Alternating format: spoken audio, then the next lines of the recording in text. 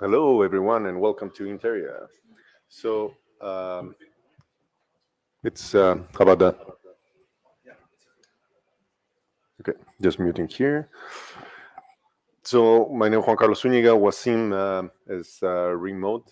Eventually, hopefully, it's going to be like 3 o'clock in the morning for him, and we have Suresh here. I am delegating for Wasim and helping out on Carlos. Thanks, old timers. Welcome. Um, it feels like a few years ago. So the note well, reminder that the IETF policies, as usual for patents and code of conduct, and by participating to this meeting, you agree to the process and policies. So if you're aware of any contribution covered by patents, please let us know. And as a participant, you acknowledge that all written audio and video photography records may be made public.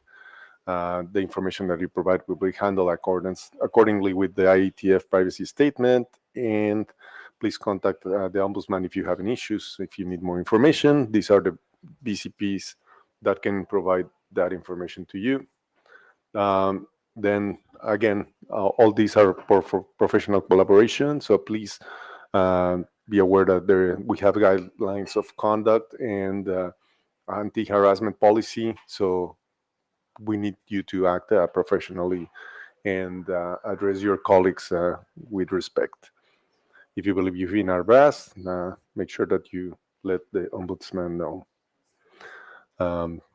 Person participants, Miteco, por favor, log in. We will be following the online queue for in-person and remote. So that's the way we want to acknowledge your wish to participate.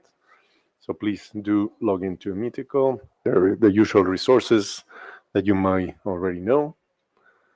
And jumping onto the full agenda. So we got quite a bit of last minute requests. So we have the agenda and the wish list agenda. So just going to let you quickly take a look here.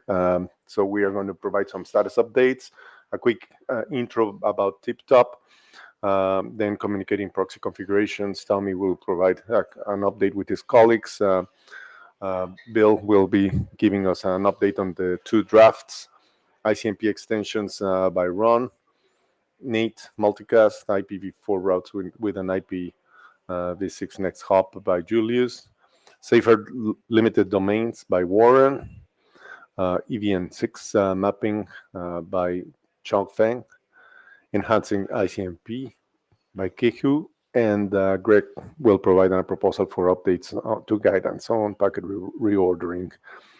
Time allowing, we may get onto these other four requests that we got about ICMP error messages for IPv4, extending ICMP for our SRv6, IKV2, and DHCPv4. So without further ado, I'm just going to jump on the status updates. We had some working group item adoption since last time. We had the RFC 8335 BIS, as well as the ICMP extender headers. We'll hear updates about those. And we are planning to do a last call for an old draft, the draft IETF INTAREA tunnels that Joe and Mark have had for quite a few years. So this draft has been updated recently, and they are asking for a last call. We requested them to present, but due to time difference, it was impossible for them to do. So I'm just making a call here for you to please read the draft and be aware that we are planning to do a working group last call. Any questions or bashing on the agenda? All right. Hearing none.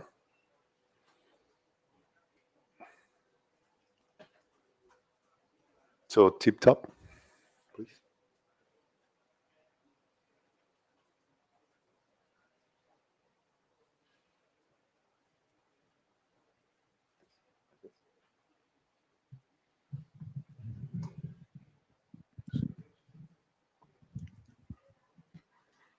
Hello, good afternoon. Can you guys hear me well? Good afternoon. I'm Padma Pilayasno, and it's my pleasure to introduce TipTop. So, what is TipTop? Signal not working. Okay, I'll move it. There. I think it's not working now. Can you do it by hand? Mhm. Yeah, I just Yeah. So, okay. It stands for Take IP to Other Planets, and we're a newly minted working group in internet area. So, interplanetary IP networks have some challenges, and when we talk about delay in those networks, is completely different from what we see from terrestrial network. For example, one-way trip from Earth to Mars can take anywhere from 4 minutes to 24 minutes.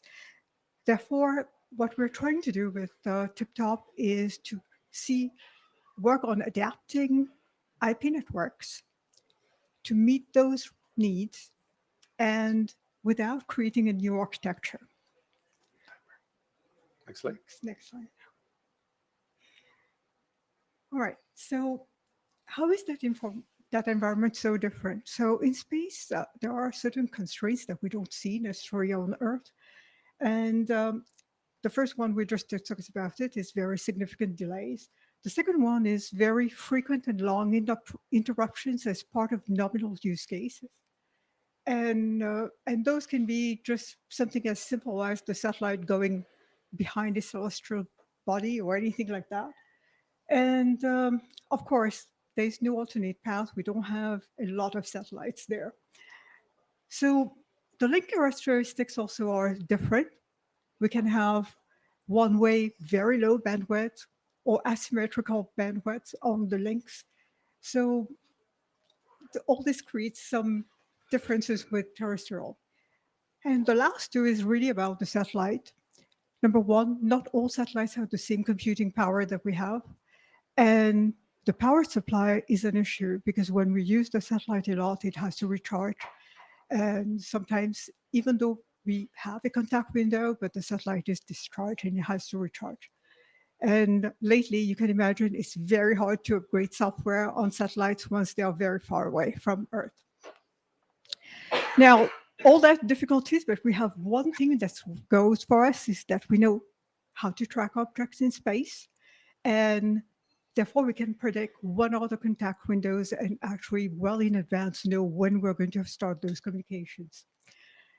And so how to make IP work in that environment?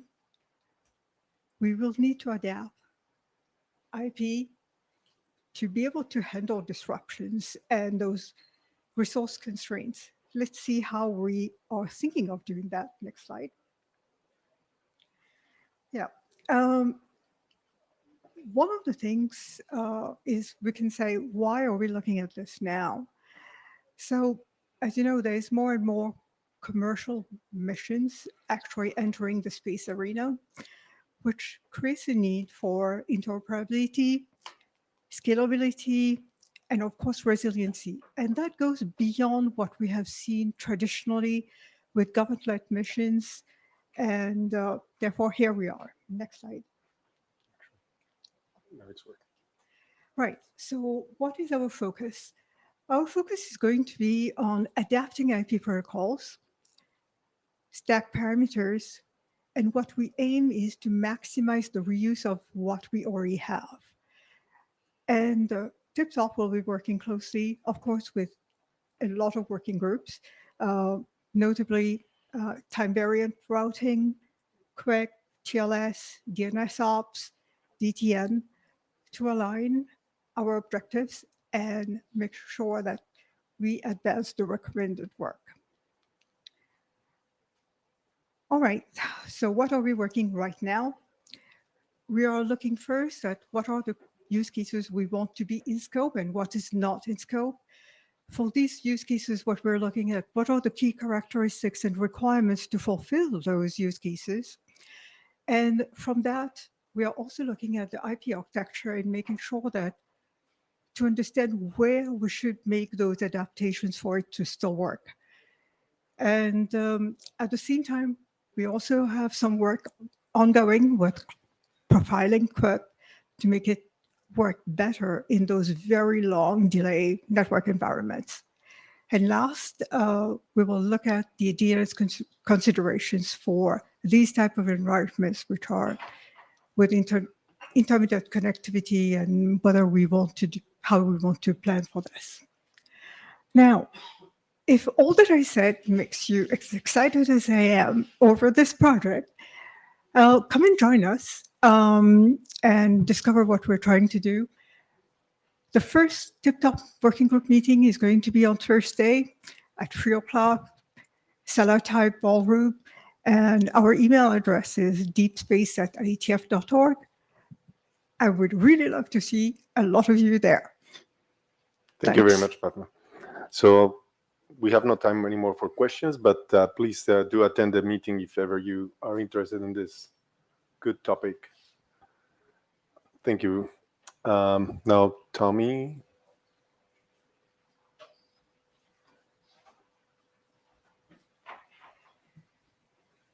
All right. I'm Tommy Pauly from Apple, and this is just going to be a quick update on the PVD discovery for proxy configurations. So first, I want to let the group know that Yaroslav has joined as a co-author. He had been contributing a lot of great PRs and ideas, and we've added him onto the document, and he will actually be giving the update about what has happened to the document recently in the most recent versions and our plans for the upcoming revision.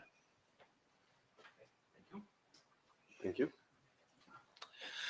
Hello, everyone. I'm Yaroslav. So this document is defining a new JSON format to describe proxies and how to send traffic to them and what not to send to them. It's could be seen as spiritual successor of pack files that everyone hates. There are two substantial changes that we've made since the last revision. We introduced mandatory key, so that would make format extensible for further standards and also for proprietary keys. So you can specify things in there that client must be able to understand and process in order to use a proxy. And if proxy contains something that client does not understand, then client must ignore the proxy. So again, this way we can introduce in the future new things and don't worry about legacy clients to freak out. And then we've done next iteration of match and exclude criteria. That iteration is not final yet. We're planning to refine it further because there are so many different use cases that we have in terms of what proxies should be matched, not matched, like remote access, VPNs, and privacy gateways, and what have you.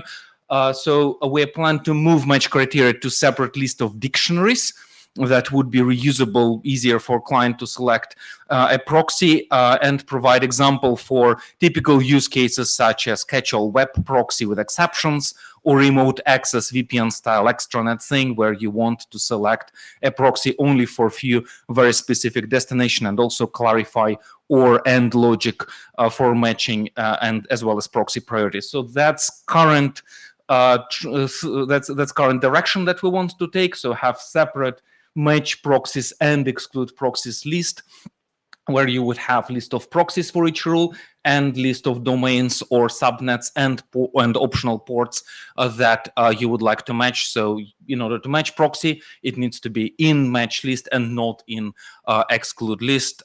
So please look at this format, and if you have any objections or thoughts how you would improve it, let us know. And then the second, and the clicker stopped working. Oh, here it is. Weird.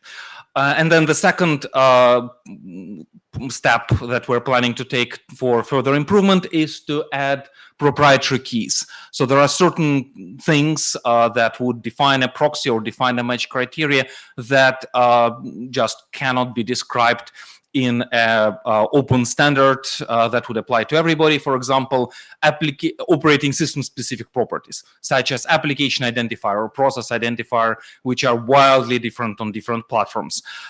So we will be introducing these proprietary keys, and we're currently planning to use underscore as a separator between key and organization namespace, so you would see who defined that key.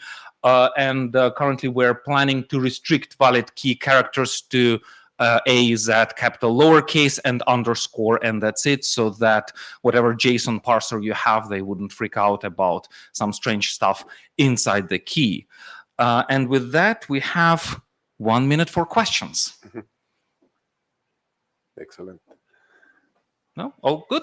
One other note for scheduling. Yeah, so one other comment here. So we're going to be doing these revisions.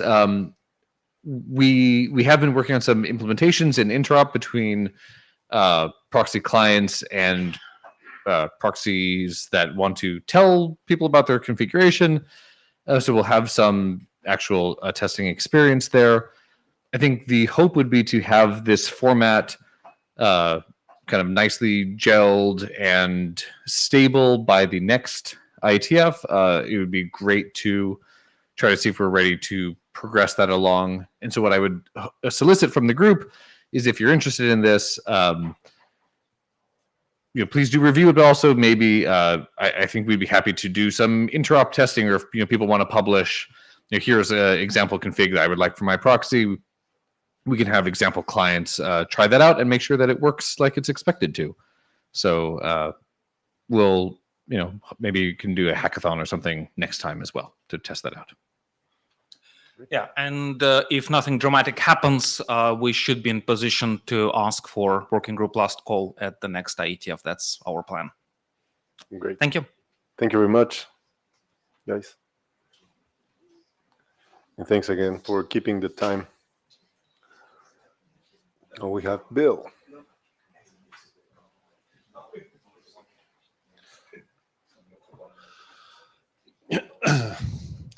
Hello, everyone. I wanted to give an update on this idea that I had about reporting node and identification in extended ICMP messages. This is useful in a few ways. It's an ICMP extension that you can add to certain ICMP errors. You can compare it with RFC 5837, where you add information about the incoming interface. That can help with traceroute to give extra information about a path through the network. This one is related, but it's, instead of being interface information, it's node information. So it's telling you about the system that the ICMP error was generated by. So some of the use cases include the node doesn't have a globally unique IPv4 address, but it does have a v6 address. Another is when it has no globally unique address, but it does have a name. And then a third use case is when you're translating an IPv6 ICMP error into an IPv4 ICMP error at a NAT translation point, you can retain the IPv6 address of the system that originally generated the error. So before the meeting, I submitted draft 01. I changed the title because it was a little short and just said ICMP. So trying to be more clear about exactly what the document is about. I added a section about adding or updating extensions by a middle box by the NAT. That's the NAT example. And several textual updates from 00.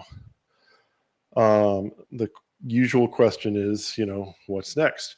When I last presented it, there was a lot of interest in adding a bunch of information to the message. Say, let's add a data center ID, let's add some JSON that we can be extensible, but there was no clear direction about what exact data might be added. And so the document does describe when the next time you allocate a bit, this is how you behave.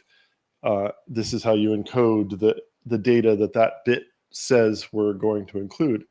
And so my proposal is to go forward with the document pretty much as is, obviously any clarifications that are needed, but the overall proposal is to say we can include a name, we can include an address, anything else can be an extension. It's described in the document how the next extension would work.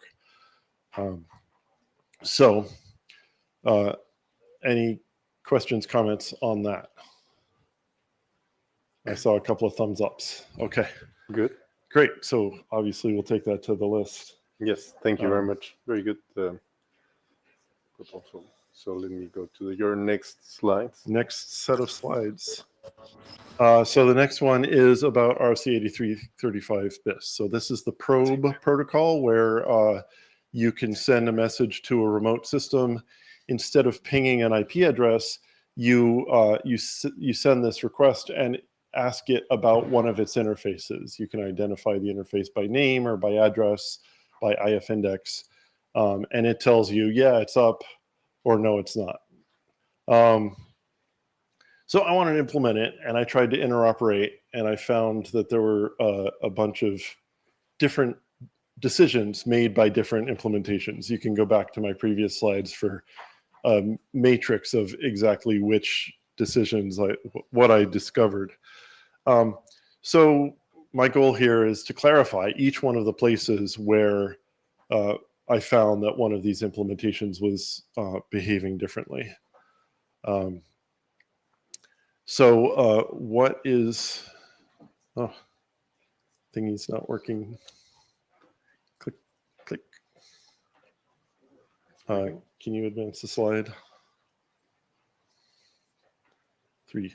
So the only change I've made is a new section saying this is kind of a unique way to use the RFC4884 extensions, and don't do this next time.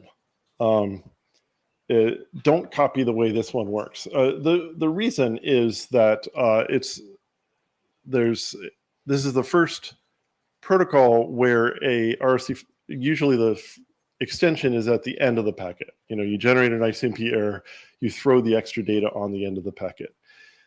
In this one, it turns out that the implementations put extra data in after the extension. And since the extension doesn't have a header length field, there's no standard way to say this is where the extension data ends. And so, so the document has these very special rules. If it's this type of header, then it's exactly this length, and the extra data starts after that. But we don't want to encourage other people to design their protocols that way. We want to have them use what Ron's going to talk about a little bit later to have the extension header length field. Other than that, you know, there's maybe add a revision to refer to this document, the Ron's document in the reason not to copy this design section. But other than that, I think the co-authors agree that this is ready for a working group last call. Again, obviously we'll take that to the list, but any questions or comments now? We have a minute if anyone has any questions. Seeing none, I guess we'll take it to the list. Thank you very much. Thanks for keeping the time as well. Okay. Ron, is Ron in the room? Yes, I am. Hello, can you hear me? Yes, we can. Okay, I'm going to talk about the ICMP extension header length field, the one that Bill Fenner just introduced. So let's go on to the first slide. Okay, back in the old days, an ICMP message had a whole bunch of content depending on the type of message and original data. Whoops. I just gave you control of the slides. Oh, okay. And original data. And because the original data had no length attribute, there was no way to add anything to the ICMP message. So we came up. Oh, here's the first slide. Going back to in the beginning. In the beginning, an ICMP message had an IP header, an ICMP message, an original data field that had no length, so you couldn't add anything after it. So back years ago in RFC 4884, we added this extension structure that came after the original data field. And you knew where it started because we'd put a length attribute for the data field in many of the ICMP messages. Now the problem is you can't put anything after the extension structure as Bill wants to do. So what we want to do is put a length attribute in the extension structure. So you know where it ends, and knowing where it ends, you can add whatever you like after it. So we end up with It's in. Sorry, we're having a little audio video issue here. You're still on. Okay, I'm still on. I think I see you online, but it's just that here in the room we don't see you. But oh, okay. I'm just a picture anyway. I'll put it on my camera so you can see it. sorry, we're losing things as we speak. But I see the slides in Mitico. Yeah. So I think if you all have a computer, I think you do, you can all see the slides there. So well on time. I feel well. Yeah. Okay, well, I'm just about ready to wrap up. This is the solution. We add this red length attribute to the ICMP extension header. That way we know how long it is and we can add things after it. And what I am asking, the draft is very short. I think it's something like 7 pages long. It should take all of 5 minutes to read. There aren't a whole lot of exceptions, a whole lot of corner cases. So even though it's just been accepted as a working group item, I'd like to ask for a working group last call. Questions, comments? Does anybody have any questions about Ron Star draft? Not about Ron.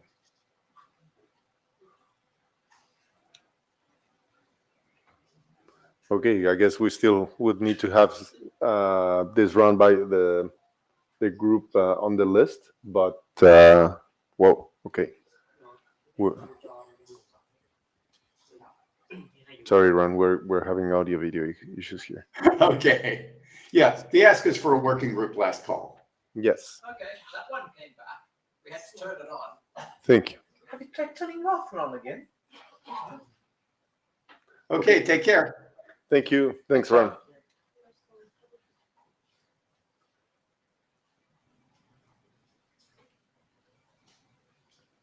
Okay. So next, yes.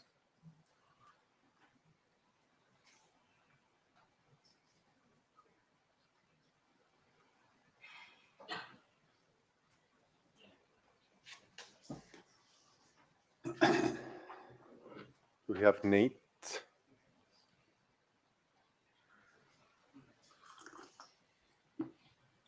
I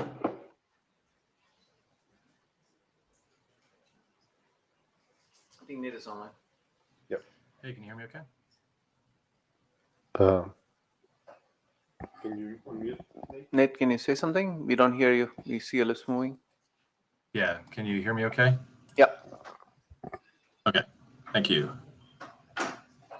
All right, so I made a note. The document has been renamed. That's in the chat, so you can take a look at that. But indicating it that we're submitting it to the INTAREA working group and that it is a multicast application port, not ports. Previously, it was ports. So here I'm presenting on behalf of myself and Stuart Cheshire and Mike McBride. So we presented at IETF 121, and here are the changes from there. We're assigning a single port, 49149, instead of 2 ports. This also is near the end of the user port range. We also added a mention of any source multicast and source specific multicast. We are also going to require conformant hosts to require the SO reuse adder flag. And then we also added some notes to the security considerations. So I'll dive into the full description. So when we consider demultiplexing for unicast traffic, in the IP transport protocols, the protocol numbers are used to demultiplex different applications. Traditionally, each application protocol was assigned a unique port, but because port assignments are a relatively scarce resource, we developed techniques to improve this. So the primary one being that you would use a dynamic port and advertise it using DNSSD. And so that's reduced the need for static port assignments. But with multicast traffic, it's hard to do that without a static port assignment. But what we've realized is that multicast applications don't need ports for demultiplexing because they're already identified by the address that's used. So the idea here, the multicast traffic, the destination port field is actually redundant. And basically, if a multicast packet arrives at a host, the host should use it, shouldn't discard it. So just kind of a quick refresher on multicast addresses. You can have fixed addresses. So IANA has a IPv4 and IPv6 multicast address space registry. And then you can also have dynamic addresses. There's RFC 2730 MADCAP for that. And then there's two internet drafts in the PIM working group that talk about host-based mechanism for assigning multicast addresses.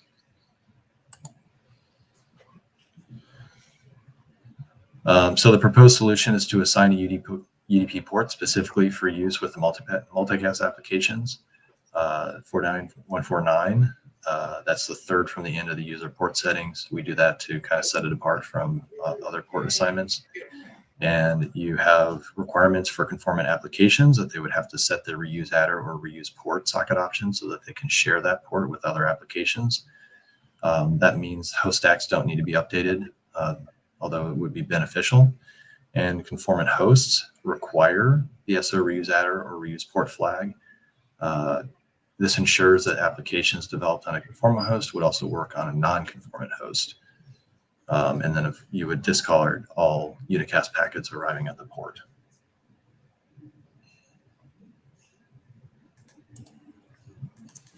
There's a demo. You can go back and look at the IETF 118 PIM meeting, and this uses SOCAT. These are the commands for that. So this basically proves that you can use this with existing platform applications. And then we also have demo code, and that's been posted to GitHub up there. There's two different mechanisms. There are two different files there. One is the POSIX file for Linux and Mac OS. Within there, we are using, we bind to the multicast address and then use the other socket options to add the multicast address. With Windows, it's different. You have to bind to the interface address and then use those same socket applications. Okay, I see there's two questions. I think now is a good time to take those. Gory?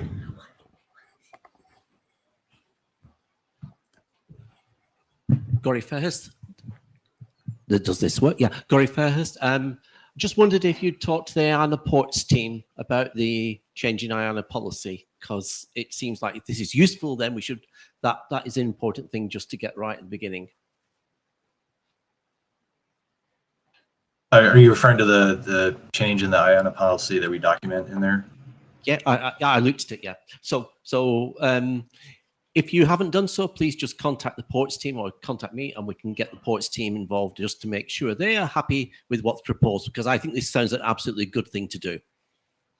Okay, thanks. Yeah, we've started the process of reserving the port or assigning the port, but it's definitely worth letting them know about the change of policy as well.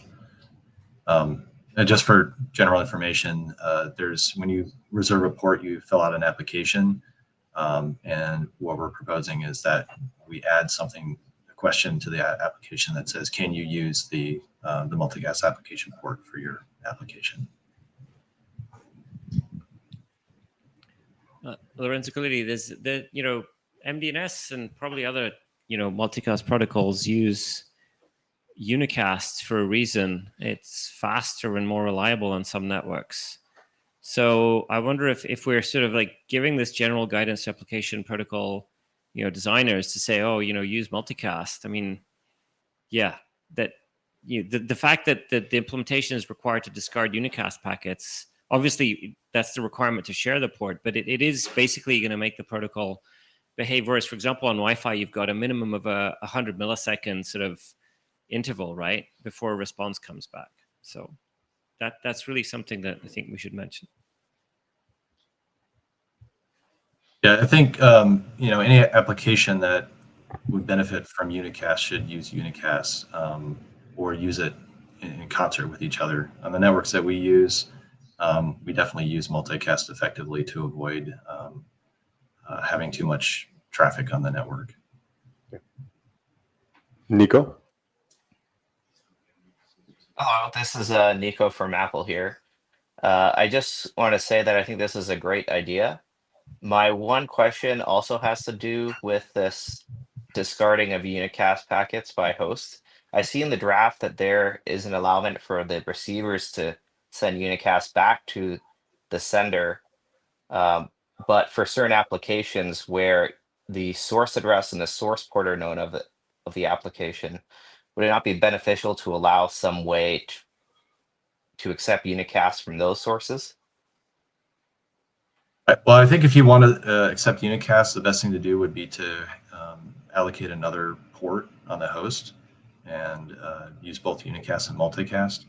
The reality is on most platforms, or at least the Linux platforms, when multiple applications are bound to a port and receive a unicast packet, it doesn't give it to every application. It does kind of a round robin distribution. So inherently, you're going to miss packets if you are doing unicast anyway. Gotcha, thanks. Thank you. David? Hi, David Skenazy, Google. So my apologies if I'm just being overly jet lagged, but I kind of don't really understand something. Are you solving the problem of port exhaustion on a given machine that's listening, or are you solving the problem of port exhaustion in the IANA registry? Port exhaustion in the IANA registry.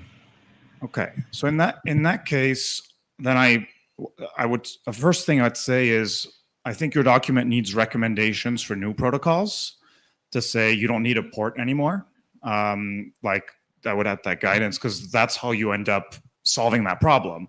Otherwise, you have a thing. If every new application keeps reserving a new port, you haven't solved anything. Am I understanding correctly so far? I think so. Certainly, there's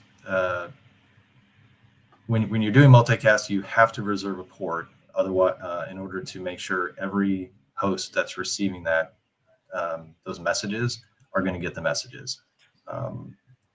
You can't have one host using one port and another host using a different one. Since I'm standing right here, this is Stuart Cheshire from Apple, co-author on this draft. Let me answer David's question.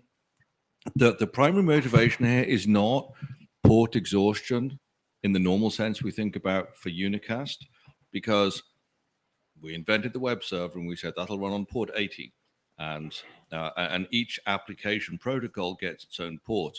When you're doing multicast, each use of the application needs its own port. So if we make a multicast chat program, and then I use it with my friends, and you use it with your friends, and Renlo use it with his friends at the IETF, each user of the application needs their own port, because I don't want to get your traffic. So the idea of this is each user of a multicast application has a unique multicast group address, and how those are allocated, whether it's madcap or something, is a separate question. But the allocation of a port for each one is not scalable, and the fact that multicast is delivered to everything is a useful property that basically the port number becomes a no-op, it becomes a null field. It's just 2 wasted bytes in the packet. And what this draft says is, let's just set those to a well-known constant and pretend they're not there, ignore them. To Lorenzo's point, nothing of this is trying to encourage more use of multicast. It's just saying, if you have decided to use multicast, this is the way to do it. Does that make sense? No. Well, this doesn't change. You can have a port open for TCP or UDP and send unicast to it. What you can't have is 5 applications running on the same device, all getting unicast on the same port. That's been true since the start of sockets. So this is not changing that. If your unicast traffic has to be on a port that's unique to your process, and your multicast traffic doesn't have to be on a unique port, because multicast is multicast. It's fanned out and replicated. So none of this changes the usage. It just stops us chewing up a port number unnecessarily for multicast traffic that doesn't even care what the port number is. Maybe Lorenzo and David and I can. Yeah, that's what I was going to say. I don't want to take up too much time. I think I'm still very confused, but I'll grab Stuart after the meeting. Okay. Thank you very Thanks, much. everybody. I think our intention is to ask for working group adoption, but we can do that on the list. Yes, we are out of time, so I'll make this really quick. I want to thank Nate for doing most of the work on this. Thank you, Nate. I'm really happy with the direction that the document's gone. I was always a bit uneasy with having a pair of ports, so having one, I think, is absolutely the right thing to do. There was also a question about have we talked to the ports team.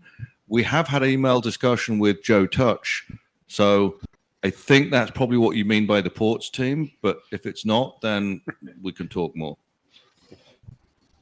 Thank you. Julius? Hello, I'm Julius Krobacek, and I would like to tell you a few words about v4 and via 6 routing. Next slide, please. And this is joint work with Toki, Högland, Jørgensen, and Warren Kumari. Next slide, please.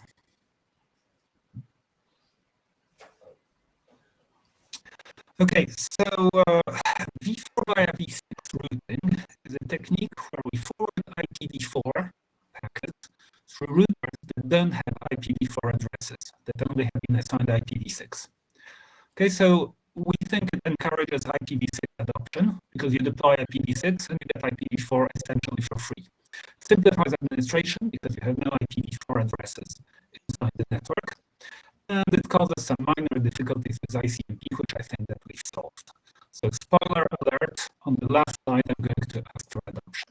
Next, please. You have the control of the slides. And it's Okay, just for information, the audio is a little choppy on this side.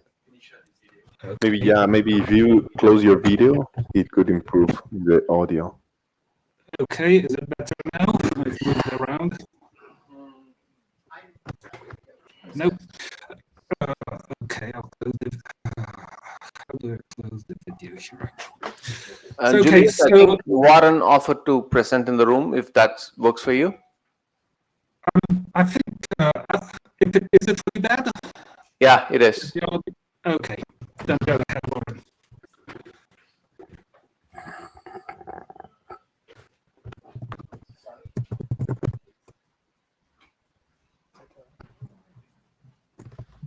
Warren is now regretting this because he looked at the slides but didn't really read them in depth. So he's going to make it up as he goes along. So this is some history. Basically, this was originally done in BGP. And the idea is that you can set an IPv6 next hop for an IPv4 route. It was then implemented in Babel. And when the Babel documents went through the IESG, I read this and I was like, oh, why aren't they just referencing this really well-known RFC that explains how well this works? And then I discovered there wasn't a really good RFC that explains how this works. It eventually actually got published in the Babel document, and it's been deployed in Babel and Bird and Babel D since May 2022. And nobody's complained because it just works. So the fact that this works is surprising to many people. But when you actually think about it, it's not that weird. When a router needs to forward a IPv4 packet to a destination, what it does is it looks in the routing table and it resolves it to the next hop IP address. And then it looks up the next hop IP address and it maps that to generally an ARP entry or an outgoing interface, and it ships it out.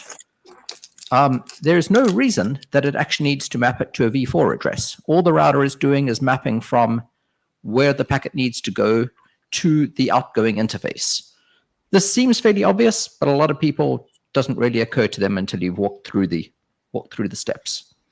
The important thing is the next hop IP address never appears on the wire. It's just an internal implementation detail. So having a v6 next hop for a v4 address is perfectly reasonable. It all just works. It's nothing surprising, etc. Here is some more information on that. Basically, perfectly reasonable and understandable to have a v6 address as the next hop for a v4 route. This means that you don't need to have v4 addresses on all the intermediate boxes that you have. The box can just get the packet. It all just works. Everybody's nodding along happily. I'll note again, many people get confused by this and find it surprising. That's how it works in the Linux kernel. This has been implemented in Linux since kernel version 5.20. Arista EOS for quite a long time, since version 4 point something or other. Below can probably say what. It's in MikroTik, and it's implemented in a bunch of things. It turns out it actually works almost everywhere. In many cases, the actual thing that makes it not doable is the command line interface stops you doing it. If you try and configure it like a static route with the next hop of a v6 address on many devices, the command line processor is like, this makes no sense. But if you could just hand it to the actual forwarding engine, it wouldn't care. One of the weird things is if the v4 packet is going through devices which are v6 only routers and have no v4 address, it's kind of weird to know where the ICMP answer should come past. If you have like a next hop unreachable or any sort of error, TTO expired, what do you put in the ICMP next hop? Sorry, in the ICMP address. As we've just heard, there are a couple of potential solutions to this, including what Billo was just talking about. But there are some other options that you could use. You could borrow an IPv4 address from some other interface, if there is one. Or worst case, you could always just say, the source address in the ICMP message is 192.0.0.8. This fallback procedure has been implemented for a while. It all just works. Trace routes look a little weird. But then again, trace routes often look a little weird and don't make much sense. Here's an example showing this all just working, other than like you get back what looks like it's gone through the same device multiple times. Again, trace route, by now people have learned it's weird and odd things happen. And if and when Billo's document moves forward, which it looks like should be soon, this should potentially get a lot better. Path MTU discovery. Similar sort of thing. It works. And what we're hoping for is that this can be adopted and we can move it along. Again, this really doesn't change much. This isn't like protocol changes. This isn't massive differences. What this is doing is making it clear to people that this is something that works and always just works, or largely just works. And in the future, when somebody writes a document that talks about this sort of thing, they now have an easy thing to reference, right? This is information sharing with the community.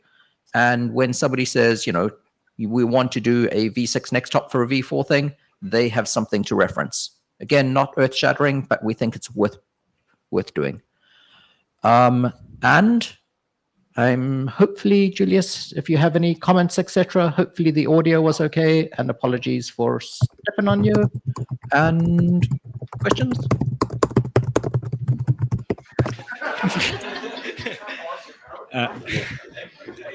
Okay. So a question from David. David Lamparter. A minor concern I have is that this also should work on hosts, and we have a history of forwarding being finicky in that regard. In my opinion, the host is just the first router, so that's how I see it. But I would be a little bit careful to specifically include that. And Tobias and I are putting this in the HCP, hopefully. That's a draft that will not be presented this time, but work in progress. Yep.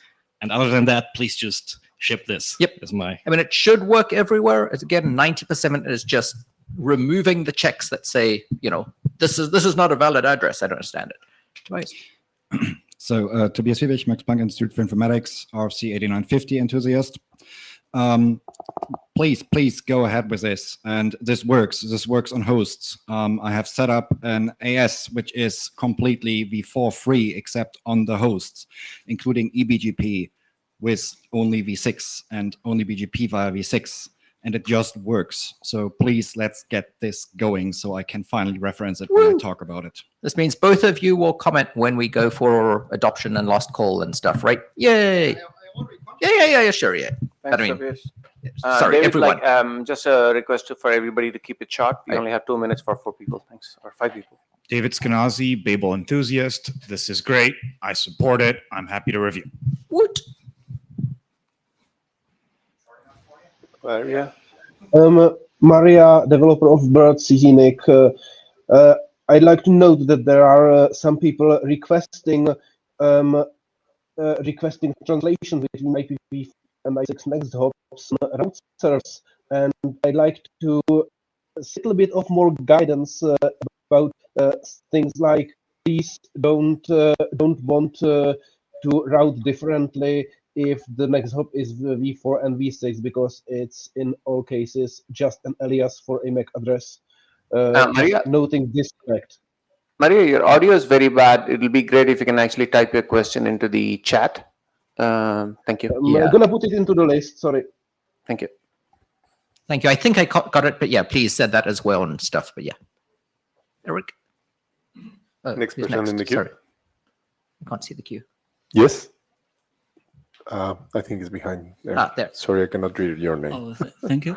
I don't know if you hear about a new working group in IETF called SAMNet, and they aim at validate the source of address of all the packets in the internet. So I don't know if the borrowed IP address will work if their work is done.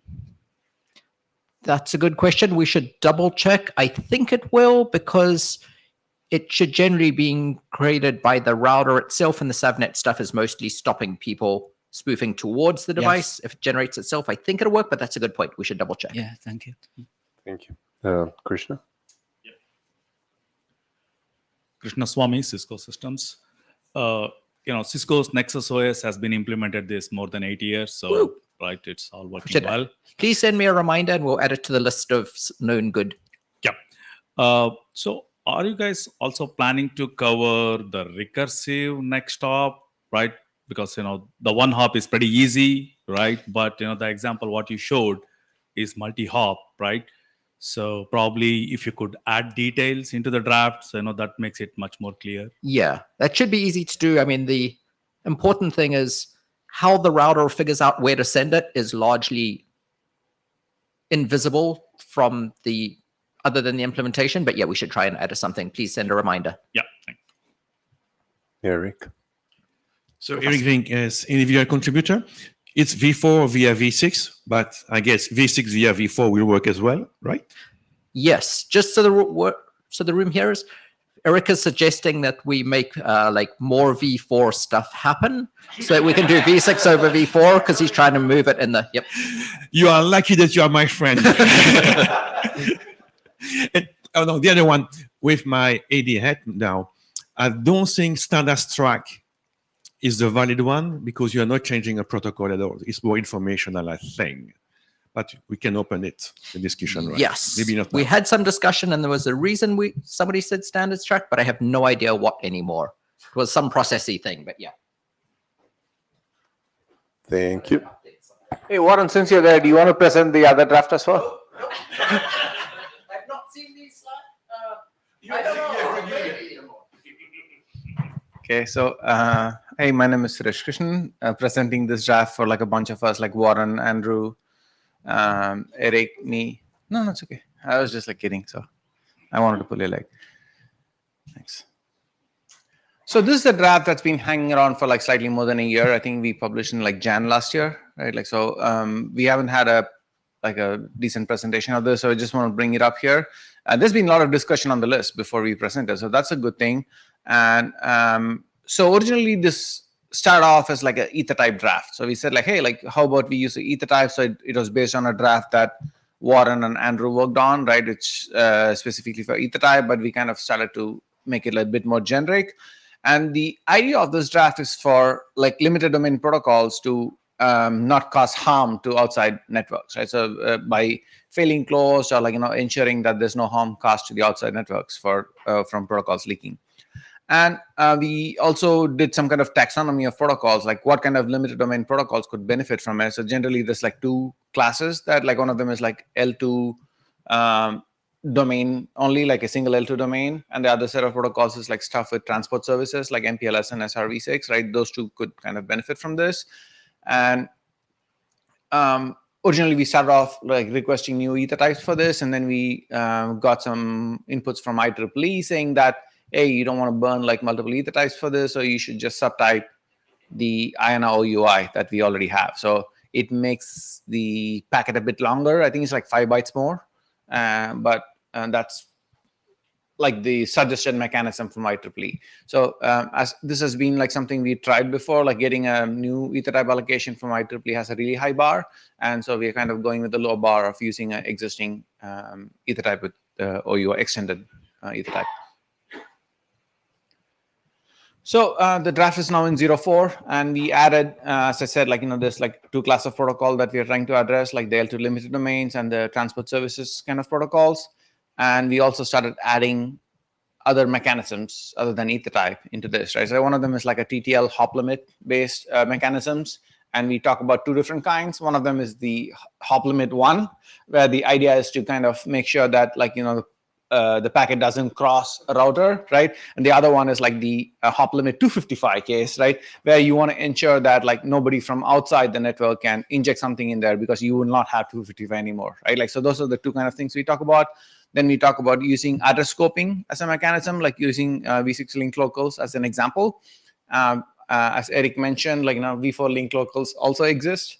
And you might have seen them on your Windows box, like, not working. But we didn't talk about it because it's not like widely used in the scenarios we're talking about. And finally, we're talking about the scoped IPv4 multicast addresses. This is the 224.0.0.1 block, I think, or 224.0.0. Yeah, it's 224. So the LNCB block, which actually ensures that the packet doesn't forward these multicast packets outside. The routers will not forward it past the link.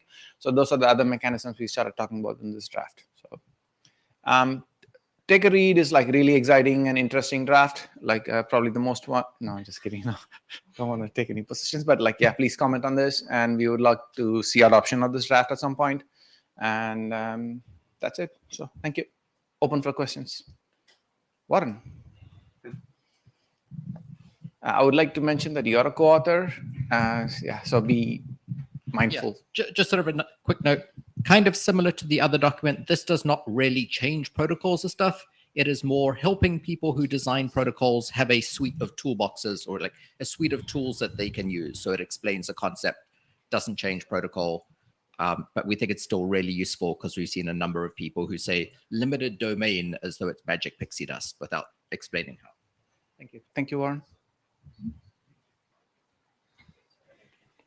Thanks, Suresh. Warren, any other questions? And we are giving whole 5 minutes back to have one, if time permits, talk. Yes, thank you very much for that.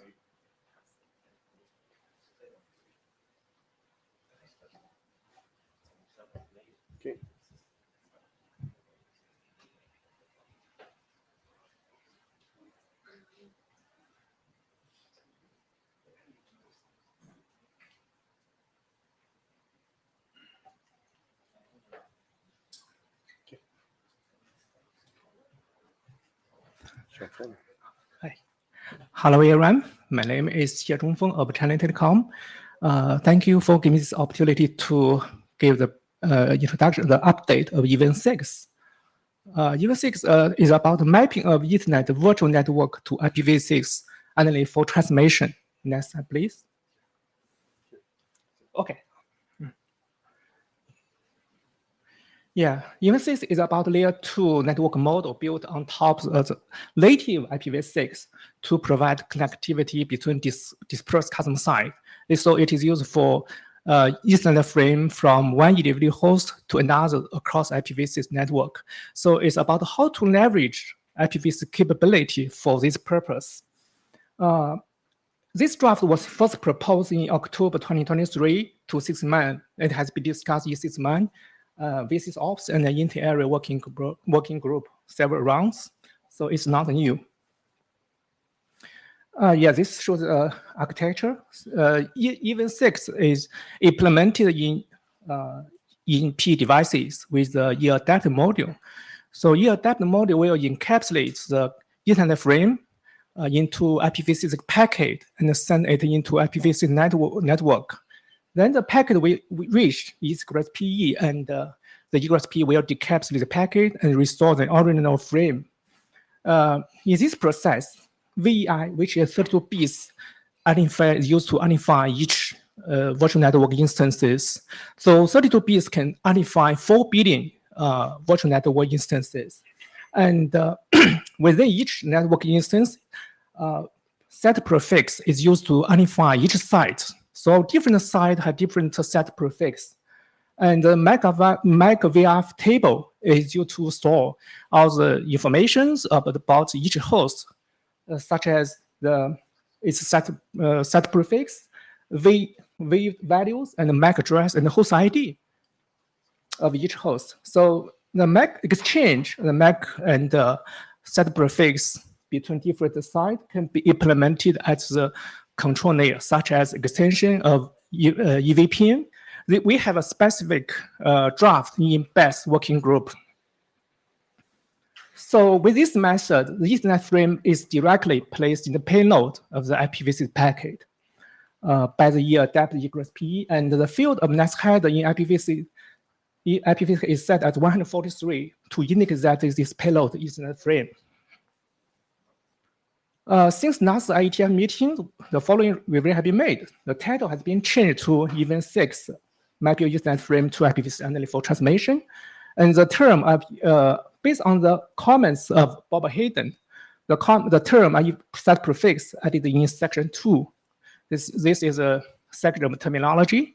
And the following sentence is removed from sentence 5.2 because it's also based on the comments of Bob, because this sentence is not right. So one of the main change of this draft is about the address mapping based on the MAC address. This is the older scheme. From here, we can see that IPv6 has 3 components: set prefix, V segments, and MAC address. So regarding the source or destination address, different each MAC address can be mapped to one outer IPv6 address for encapsulation. But with the new scheme, the list of 48 MAC address is replaced by 3 fields: V flag, external bits, and the source host ID. A flag is 4 bits, is an identification field in the format of GRRR. And external bits is 24 bits. If the G bits in flag is 1, this external bits can be used as the group policy ID. And if the G flag is 0, then all the 24 bits are set to 0. And the host ID is 24 bits. It is for identification of each host within the site. This is about the advantage and the justification for this approach. Actually, it has been illustrated in before, and so I want to skip this page. So we think that this document is, based on our experience, we think that approach is very effective and efficient. It leverages the capability of IPv6. So we ask for working adoption of this document. Of course, comment suggestions are welcome. Thank you. Dr. Porter, at the very least, you're missing a reference for this group ID, the TSI group ID. I don't see it in the normative reference defined. I can see that it's from NVO, but I have no idea what that actually is. That needs to be referenced somewhere. So with this field, it can be implemented some policy for a subset of the event of host within a virtual network. So this is needed in some instance. I'm not asking to know what, like, I'm not asking you to explain it, but the document needs to point at something is what I'm saying, because this is just in a vacuum right now. Mm-hmm. Hi, Bob Hinden. Yeah, I commented on the list. I think just generally, I'm not really a fan of encoding information like this in the interface ID. I don't think that's the actual intent of the way we use IPv6 interface IDs. You could easily do it in a header to follow the packet. You know, I'm agnostic on whether carrying Ethernet frames over IPv6 is a good idea, but that's I don't really care too much. But I'm I don't like the idea of dividing up the interface ID for this kind of stuff. I think in 2460 there may be some language against it, but I haven't looked yet. Okay. Yeah, and you misspelled my name on the slides.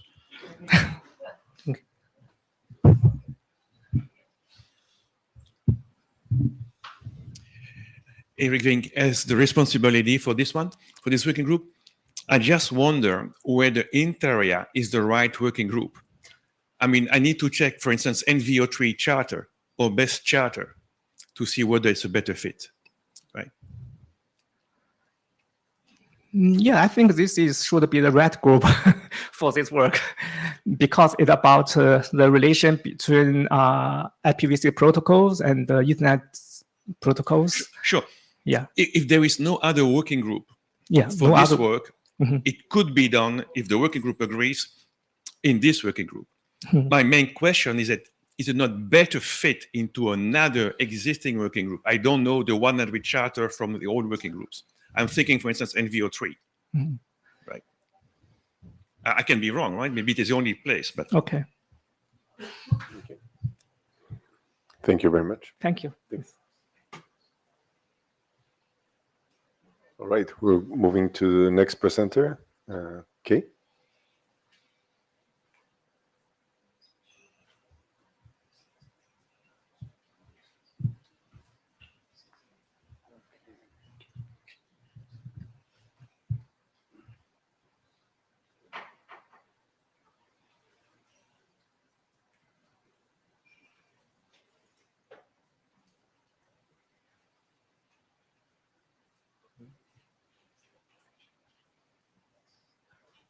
Thank you for the introduction. Hello, everyone. I'm Awang. Here I will introduce two of our drafts together with Yuxiang Yang, titled Enhancing SMP or SMP version 6 error message authentication using challenge confirm mechanism. So let's start from the problem we are going to solve. SMP error messages defined in RFC 692 or 4443 for SMP version 6 are used to report network errors such as destination unreachable or redirects, aiding in network diagnostics and troubleshooting. The verification of SMP error messages includes verifying the integrity and accuracy of these messages, including the checksums, types, codes, and the embedded data. There are several specifications on the verification of SMP error messages, such as at first, RFC 792 and 1122 specified that each SMP error message should contain at least the IP header and the first 8 bytes of the data. Furthermore, later RFCs recommended that the SMP error message should contain as much data as they could. For example, RFC 1812 specified that for SMP version 4 error message, it should contain up to 560 and 76 bytes of the data. However, recent studies show that current SMP or SMP version 6 specifications have inherent limitations that allow of-fast attackers to forge SMP error messages. On the one hand, current verification lack of source IP address-based verification. Certain SMP error messages, such as SMP fragmentation needed, can originate from any middle routers along the path. On the other hand, no current checks on embedded packets is bypassable for stateful embedded packets, such as TCP. off-path attackers should guess both for tuple and the sequence numbers correctly. So it's a hard thing to bypass check on them. However, for stateless embedded packets such as UDP, off-path attackers only need to guess for tuple where source IP, destination IP, and the source port are usually known. So it's easier for attackers to bypass check on them. What's more, for embedded SMP packet, there is almost no need to guess any secret. As a summary, off-path attackers could bypass checks on partial of the SMP messages. It is worth noting that the impact of SMP error messages are not limited to the embedded packet protocol itself.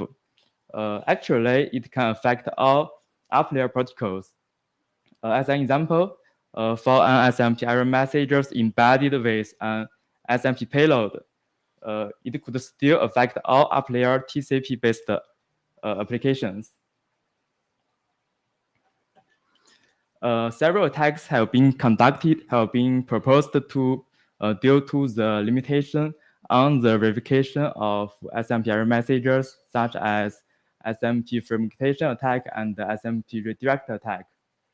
For the SMP redirect attack, off-path attackers could forge SMP redirect messages to tamper with a victim's gateway, enabling man-in-the-middle attack. Then it's our solution. So inspired by the TCP challenge ACK mechanism proposed in RFC 5961, which will send challenge ACK packets to peers to defend against the blind in-window attacks. So we are wondering that whether we can design a similar mechanism by double-checking SMP error messages to enhance the security of SMP protocol. Then we have the SMT challenge confirm mechanism. I will introduce the mechanism by comparing the process of real SMT error messages and the forged SMT error messages. At first, there are some normal traffic between host A and host B. Then an SMT error message will be sent to host B, either from middle routers or off-path attackers. Host B will ignore this packet first.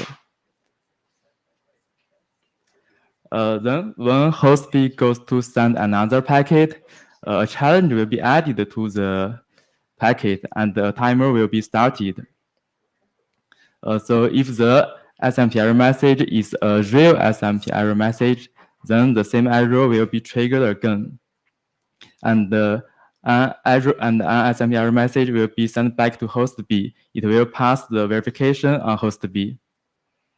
However, if the message is the forged one, this message will pass through all middle routers and arrive at host A.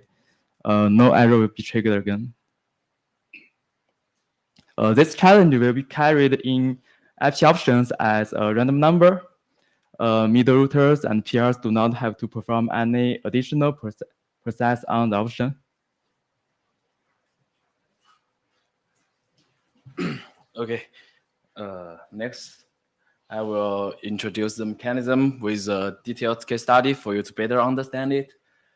Okay, I will show how the mechanism works when it deals with SMP fragmentation needed error messages.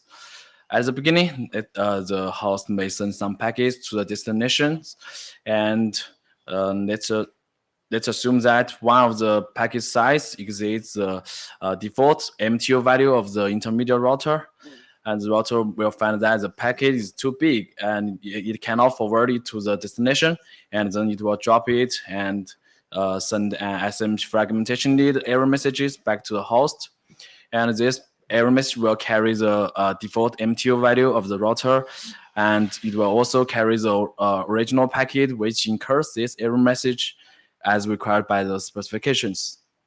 And with our mechanism enabled, as the host cannot distinguish whether the error message is sent from a legal host. So it will just ignore this error message. And when the host retransmits the original packet, we will add a random number in the IP option field as a challenge packet. And this challenge packet with nonce will again arrive at the router. So the intermediate router will again respond with an SMP fragmentation needed error message, and it will carry the challenge packet in the payload. So this time the host can check the legitimacy of the error message by comparing with the random number in the payload of the error message. And if it is right, so the host can then update the MTU value to the destination. And then the size of the data packets will be reduced, and they can successfully pass through the router and arrive at the destination.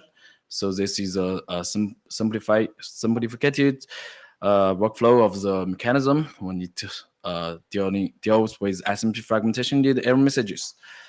And we have also analyzed some real-world considerations such as authentication strengths, replay attack mitigation, denial of service prevention, backward compatibility. And if you are interested in the please refer to our draft. And since it's the first time to present this proposal in IETF, we are welcome. You are welcome to give some comments and suggestions. And thanks. That's all. Thank you, guys. We have a question from Eric.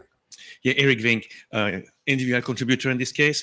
Of course, that's an interesting goal to make ICMP reliable. I have, though, a couple of issues with it, and maybe it's explained in the draft that I haven't read. What happens if the challenge packet is lost or the reply to the challenge packet is lost? Right, I don't need to reply now. Other issue, of course, where does it install state? It installs state obviously in the host, but what about in router? And as soon as you can install state remotely, what about the DOS? Okay. Okay. Thanks for your comments. And yeah, you said it on the chat, Eric, right? So there could be an amplification as well, because small packet can generate a bigger packet. Okay. Thanks. So you need to address this in the draft. We have to consider this. Okay, later. Thanks. Thank you. Gory. Gory Fairhurst, thank you for doing this. I haven't read the draft. I've quickly skimmed it. I think this is a real problem space to be working in. I have a worry about the mechanism you're proposing, which is throwing backwards and forwards more packets each ICMP message. I think that could be a little bit of a dangerous thing to do.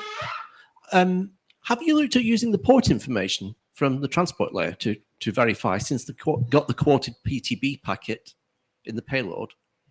Wait, you mean we can use the payload to verify the SMP error messages? The quoted payload returned back to the sender.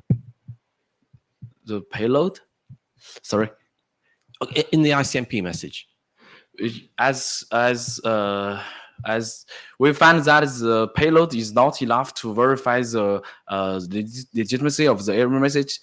For example, the attacker can just send some can just embed with some SMP packets in the payload, and the SMP echo reply, just like some SMP echo reply packet, it's easy to forward in the SMP packet, and the influence and the end host cannot verify if it's true, whether if it is sent by itself. And if it accepts this packet, then all up layer applications, no matter what protocol it is based, for example, it is TCP or UDP, they are all influenced. So we think that just checking the payload is not enough. So we designed this double check mechanism. Yeah, interesting. I'll happily talk more to you. Okay, thank you. Thank you very much, guys. Okay, We're out of time, but Greg.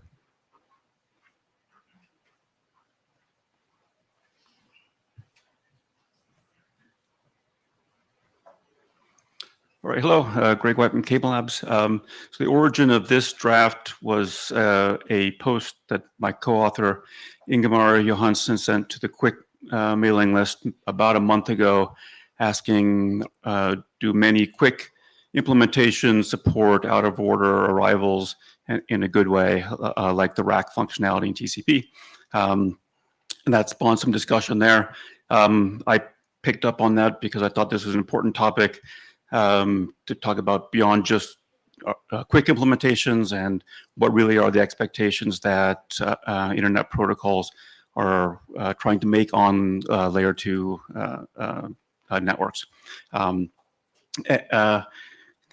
Discussion continued a bit. My other co-author, Dibakar Das, reached out to me and said, that's great. Are you guys going to write a draft on this? Because it would be really important for 802.11 to see that if you did. So the background here, layer 2 links sometimes have characteristics that can result in packets arriving out of order. The two most common causes of this are link aggregation, where you've got multiple links that have different characteristics, latency or capacity. And the second one is if you've got layer 2 retransmissions.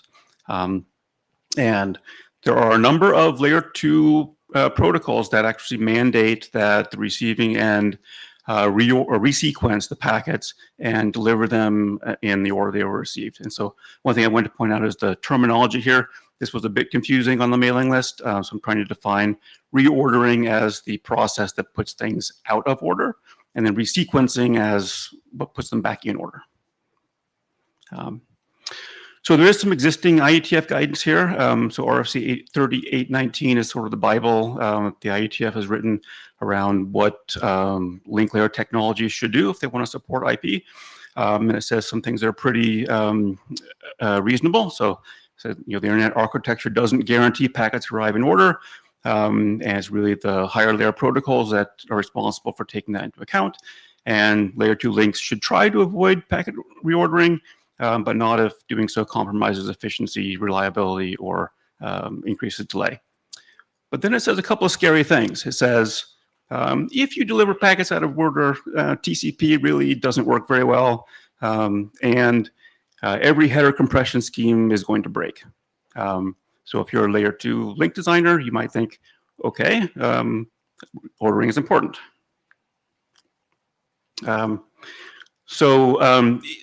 That RFC was written over 20 years ago. Things have changed a bit since it was written. So the goals of this draft are to provide some up-to-date information that layer 2 SDOs can look at, and so they can understand how important resequencing is in their technology and make informed decisions for future updates. The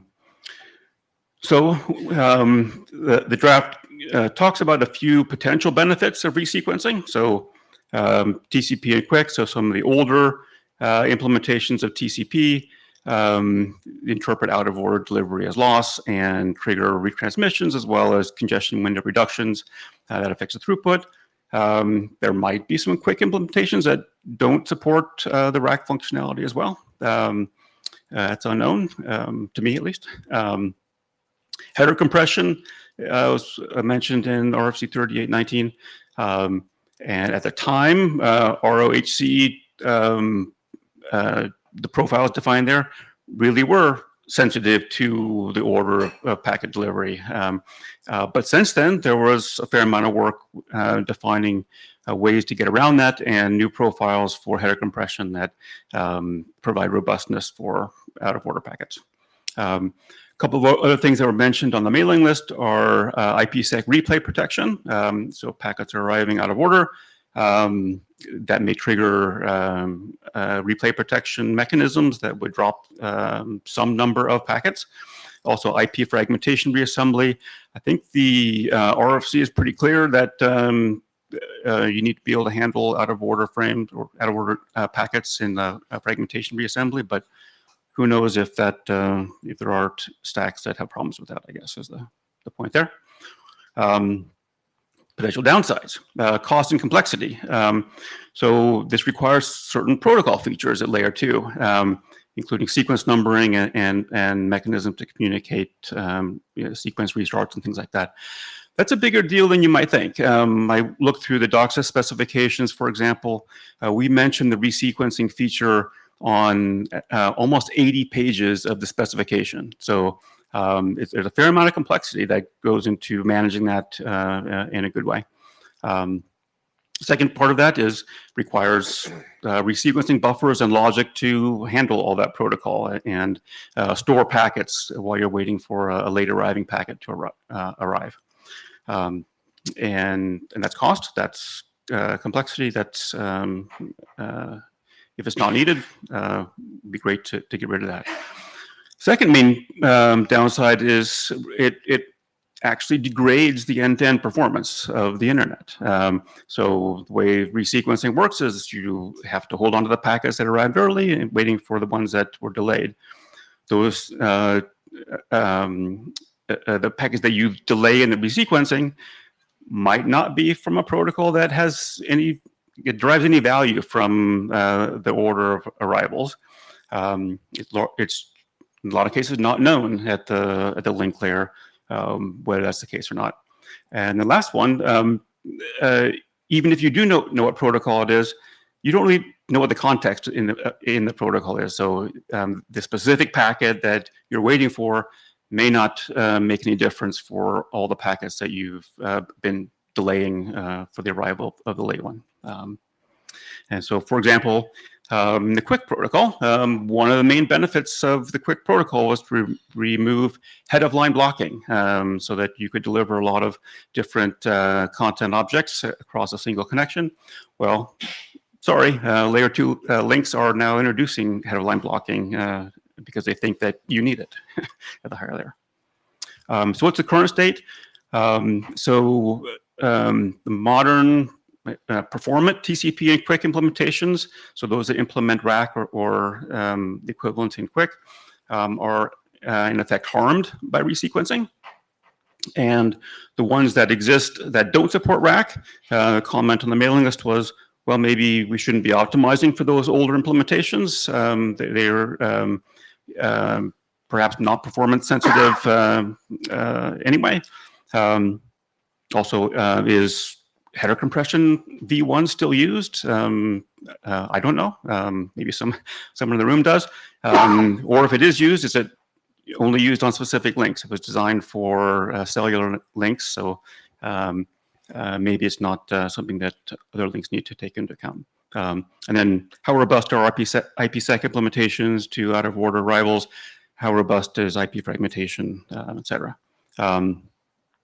The three case studies that the document includes are LTE, Wi-Fi, and DOCSIS. These are the three layer 2 technologies where people are really interested in having an answer to these questions and would like to benefit from the wisdom of the IETF and guidance here. So with that, I think the questions that I didn't put on the slide are, is there interest in the INTAREA in contributing to this, helping flesh it out? And the second question, I guess, is INTAREA the right group for this? So, thank you. Lars? Hey, Greg. Lars Eggert, Mozilla. I don't know if this is on. I got to go really close. So yes, there are quick implementations that don't do RAC yet, notably ours. However, we will probably have that way before the deployed installed base of these devices ever does anything like this, right? Which sort of, I think you're sort of focusing on the wrong end here, right? The fast-moving QUIC and TCP stacks aren't your problem. It's all of the long tail of old stuff. Because as you did, I think I might have missed it, but as far as I know, right, this resequencing is a link layer thing, so it's applied to whatever packets you have coming in. It's not a per flow thing where you can sort of say, well, this is quick, so I'm not going to resequence, but this is like TCP, and I don't know how old it is, so I'm going to resequence, right? It's a all or nothing kind of operation, right? Generally, yes. Right. Yeah, so we're subsets of the traffic based on priorities or whatever. Yeah. Right. Yeah. So that means it's not per flow based, right? You kind of sort of the long tail of old stuff is really the stuff you have to worry about. Yeah. So the deployment window for anything like this is really, really going to be long, right? So it's not quick yet you need to worry about. it's the old TCP stacks that are never going to get updated. Yeah, I think that'd be great to discuss in the draft. What are the implications? So if a layer 2 link were to stop resequencing, how bad is it for those older implementations? Do they break entirely? Do they maybe perform a little worse than they did before, et cetera? They're going to perform terribly. And you downplayed it a little bit, saying like, wow, these old things, they're not performance sensitive, right? I think that is arguable, right? A lot of these old things work really well still because of the resequencing. If you take that away, you're going to have a lot of applications that all of a sudden are going to do terribly, and you don't quite know what they're going to be. Okay. Thank you. All right. Then it's kind of at that point a judgment call. Then do we optimize for the old stuff, or do we and harm the newer implementations in effect? So it's a difficult. Antoine, if we yeah. If we can keep it short, we're out of time. But very short question. In your mechanism, how do you see the boundary between a delayed packet and a lost packet, and how do you see detection of lost packet interacting with what you propose? Because if you make a buffer too long, then you accept delayed packet up to this buffer, but if the packet is lost, you are waiting for nothing. So how do you see this balance? Rack defines it in one specific way. It's 9/8 of the smooth round trip time is the timer where you declare loss. I'm not sure if that's the way, but it's the rack way anyway. Stuart, we're short of time, so I'll be quick. Thank you for bringing this, Greg. I think this is good work. I think this is important for the future. I was listening to your presentation and sort of flip-flopping back and forth what I thought. And I think the thing that convinced me is within a TCP flow, or indeed even within a quick flow, decoding data out of order, I think is really hard, right? If you've got a CSS file or a piece of JavaScript with a packet missing in the middle, you can't make much sense of that. But packets aren't like that, right? We might have DNS requests and TCP flows and quick and a Zoom video call, and the Wi-Fi layer, as you and I were talking earlier, the Wi-Fi people are allergic to layer violations. They're not going to look at the IP header, and definitely not the ports in the TCP and UDP header. Right. So they're imposing a global ordering on all of these packets that have nothing to do with each other. Right. And if one DNS query out of a Wi-Fi aggregate gets lost, holding up the other 100 packets in that aggregate while you're waiting for the DNS to be filled in makes no sense. Yeah. And to Lars's comment, we're not proposing that layer 2 randomly shuffle packets routinely that will hurt legacy protocols. What we're talking about is in the case that there is a loss within a Wi-Fi aggregate that returns partial delivery, then we're filling that missing gap without regard for ordering. And I think as long as this reordering is relatively rare, I think I would prefer to do that than in force sequencing on things. But if it's rare, what does it gain? I think Greg outlined it, is that there's a lot of machinery in place to do sequence numbers and compare them and do all that work that is almost never exercised. So it's a lot of complexity for very little value. Lorenzo Colletti, we sort of a couple of years ago, we saw both sides of this, right? We saw, like, we observed that our IPsec implementation, which had a default window of 32, totally fell over when the modem folks disabled reordering, resequencing. And we also saw that, TCP was really, really unhappy, and it cost a lot of RAM and a lot of performance. And modern TCP stacks really don't like the very jittery increase in latency, because if something is lost, then you sort of like, it really artificially increases latency for a while, and then like all goes back, and it's just really doesn't understand this. I would think, though, unfortunately, this kind of does need to be, maybe not, certainly not per flow, but at least per traffic type, because otherwise, like I said, these IPsec implementations just, we fixed it by moving from the 32 packet window to the bitmap, but there are probably implementations that don't work well. Yeah. So yeah, maybe TCP is probably robust to this, but random other UDP protocols might not be. Okay. All right. Thank you. Thanks. So Eric Venker will be quick. Interesting topic, interesting questions. Now, I wonder whether it's IETF or RRTF. Is it research or engineering? Question for the crowd. Okay. Thanks. Thanks, everyone. And thanks for staying a few more minutes. I think it was worth it. See you next time.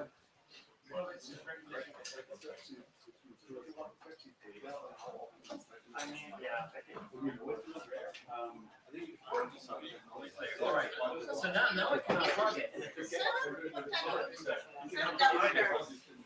Which one's yours?